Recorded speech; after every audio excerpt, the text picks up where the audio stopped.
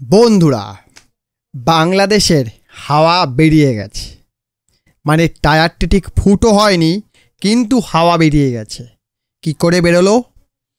ভারত সরকার কিছুদিন আগে বাংলাদেশ থেকে পণ্য আমদানির ওপর নিষেধাজ্ঞা আরোপ করেছিল। স্থলবন্দর দিয়ে কোনো রকম পণ্য আমদানি করা যাবে না, এই নিয়ে ভারত সরকার নিষেধাজ্ঞা আরোপ করে। সেই সঙ্গে বাংলাদেশকে দেওয়া ট্রান্সশিপমেন্ট ফেসিলিটিও বন্ধ করে দেয়, যার ফলে মহাবিপদে পড়ে যায় বাংলাদেশ। তারপর থেকে আমরা দেখেছি বাংলাদেশের অ্যাটিটিউড বাঘের থেকে বেড়ালে পরিণত হয়েছে। তারা বেড়ালের মতো মিউ করতে করতে ভারতের হাতে পায়ে ধরে বলেছে, দেখো এরকমটি করো না, আমরা তোমাদের খাই, তোমাদের পড়ি, তারপর তোমাদেরকে থাপ্পড় মারি। মারতে মারতে আমাদের অভ্যাসটা খারাপ হয়ে গিয়েছিল, তাই আমি ঠিক বুঝতে পারিনি, হট করে জোরে মেরে দিয়েছি, কিছু মনে করো না, এই ধরনের কথাবার্তা বলতে লাগলো।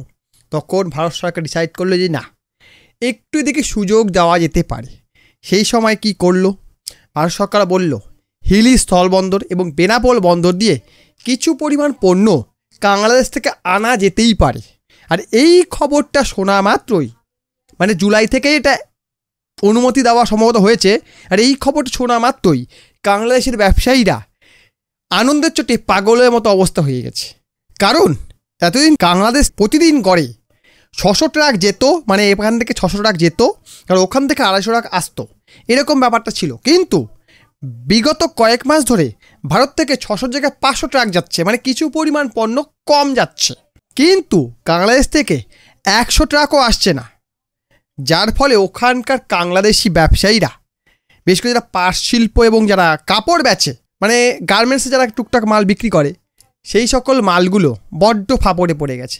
বলছে আমাদের মাল কে কিনবে, কারণ এত কমা মাল, ওখানে যে আমাদের 6 কোটি মাল বসে আছে, ওরাই তো মালটা খায়, তাহলে ওরা যদি না নেয় তাহলে আমার মালটা বেচবো কাকে? কারণ এখানকার ভদ্রলোকেরা বাংলাদেশি মাল কেনে না। ও ভাই, ওই মালে কোনো কোয়ালিটি হয় না। আপনি গেঞ্জি কিনবেন, গেঞ্জি বাড়িতে আনতে ফুটো হয়ে গেছে, এই ধরনের মাল বাংলাদেশে পাওয়া যায়। ভাই, গরিব দেশে গরিব প্রোডাক্ট তৈরি হয়, সেই প্রোডাক্টগুলো এখানে বিক্রি করে বেশি করে।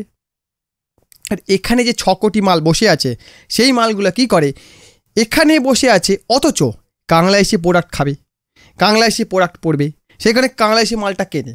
আর নাম দেয় কি, ভারত আমাদের থেকে এতগুলো প্রোডাক্ট ইম্পোর্ট করলো। আদতে ভারতীয়রা নেয় না, নেয় ভারতে বসে থাকা বাংলাদেশিরা। সে যাই হোক, এর ফলে কি হয়েছে, বাংলাদেশি ব্যবসায়ীরা আনন্দে নাচছে যে হ্যাঁ, হিলি স্থলবন্দর দিয়ে অবশেষে আমাদের এখানে, মানে বাংলাদেশ থেকে কিছু পরিমাণ পণ্য ভারতে রপ্তানি করা যাচ্ছে, যার ফলে কিছু পরিমাণ অর্থ আমরাও পাবো। আমাদের মালগুলো বসে বসে পড়ছিল, সেটা আর হবে না, কারণ আমাদের মাল তো কেউ কেনে না।